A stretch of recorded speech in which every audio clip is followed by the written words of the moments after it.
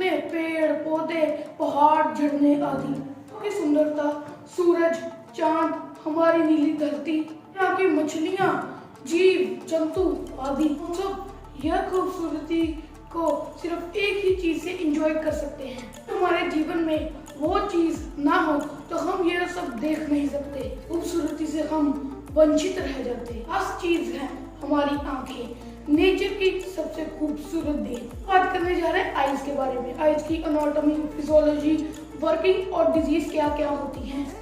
गोख हर चीज को देखती है, और आज हम आंख को देखेंगे कि यह कैसे दिखती है। एनाटॉमी यानी इसके अंदर कौन कौन से पार्ट्स हैं। आंख हमारे चेहरे पर एक आई बॉल की शेप में होती है।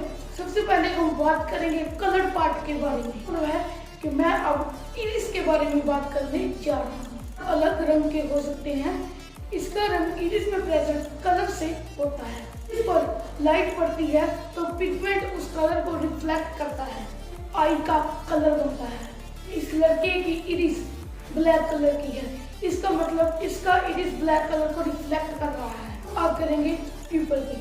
प्यूपल इरिस के बीच में एक ब्लैक कलर का स्पॉट होता है, एक शेप है जिसके चलते लाइट आई में चली जाती है। इरिस पर पड़ती है, वो रिफ्लेक्ट होकर कलर शो करती है। प्यूपल पे पड़ती है, वो आई के अंदर एंटर हो जाती है।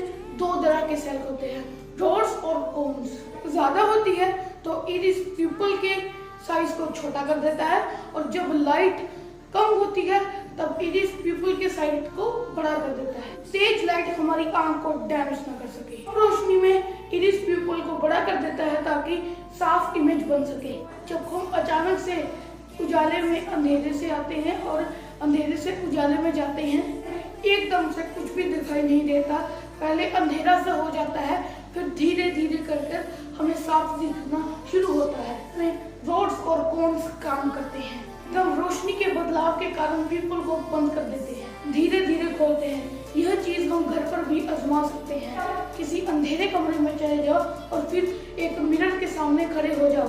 अचानक से बल्ब जला लो और अपनी आई की प्यूपल को ध्यान से देखो, धीरे बड़ी से छोटी होती जाएगी। प्यूपिल और इरिस के बारे में करेंगे। बाहर चढ़ी सी शेप परत की, जिसे हम कॉर्निया कहते हैं।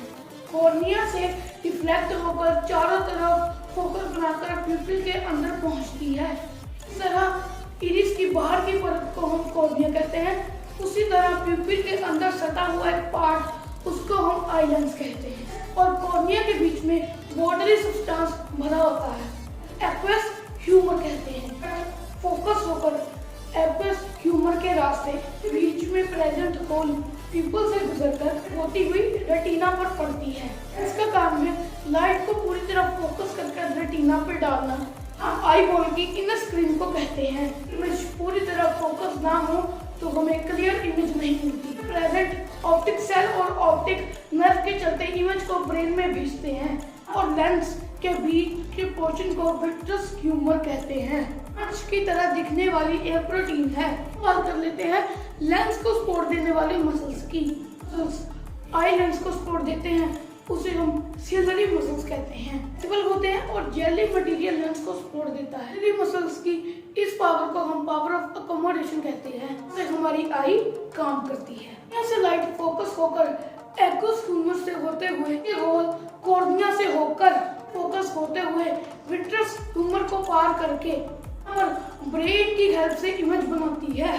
वर्किंग ऑफ आई कंडीशंस में जब लाइट सभी प्रोसेसेस से होते हुए रेटिना पर पड़ने के लिए निकलती है, रेटिना पर नहीं पहुंच पाती, वह विट्रस ह्यूमर पे ही फोकस हो जाती है। इस बीमारी को मायोपिया कहते हैं। इसका फोकस खराब होने की वजह से होती है, चलते हमें इमेज धुंधली दिखाई देती है। कंडीशंस में इमेज का फोकस रेटिना के भी पार चला जाता है, हाइपरोपिया कहते हैं। वो कंडीशंस लेंस का फोकस खराब होने की वजह से होती हैं। लेंस को फोकस ठीक करने के लिए हमें चश्मा लगाने की जरूरत पड़ती है। हम बात करेंगे आंखों में कम या ज्यादा पानी आने की बीमारी के बारे में।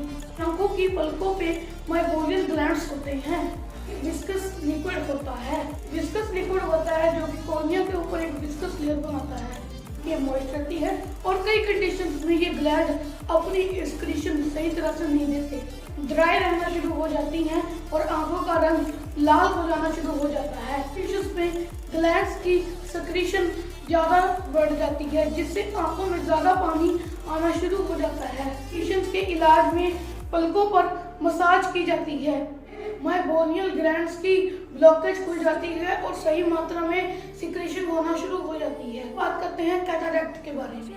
हम ऐसे डिफाइन कर सकते हैं clouding of your eye lens, मतलब कि आई लेंस का धुंधला हो जाना, इमेज ना बनना। लेंस पानी और प्रोटीन से मिलकर बनता है। बढ़ती उम्र या ज्यादा इस्तेमाल से लेंस के वाटर में प्रेजेंट प्रोटीन कलेक्ट होना शुरू हो जाता है, बनना शुरू हो जाता है, जिससे हमें सब कुछ धुंधला दिखाई देना शुरू हो जाता है।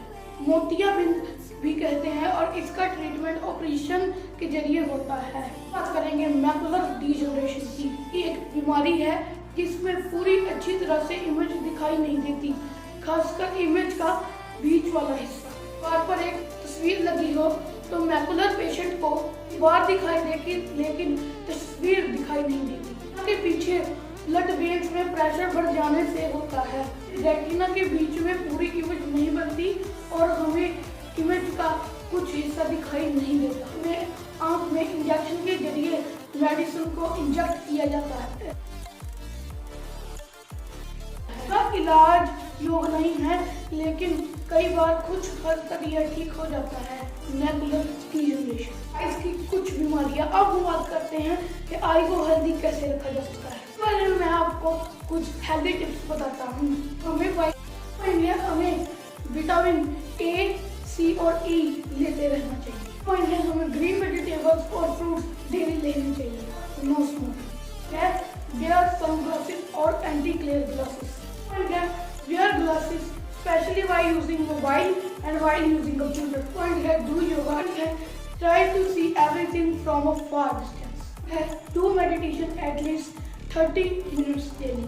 Break after every 20 minutes for 20 seconds while using phone or computer. है adjust brightness of the screen while using mobile or any electronic gadgets. Discuss किया है आई की एनाटॉमी, फिजियोलॉजी, वर्किंग और डिसीजेस के बारे में। तो यही थी आज की वीडियो का। ये वीडियो पसंद है तो लाइक करो, सब्सक्राइब करो मेरे चैनल को, बेल आइकन दबाना मत भूलना। अगर आपने मुझे इंस्टा और फेसबुक पे फॉलो नहीं किया तो जाके करो यार, लिंक सुनो और सेक्शन तो बाकी मैं आता हूँ अगली वीडियो में। तब तक के लिए बाय बाय।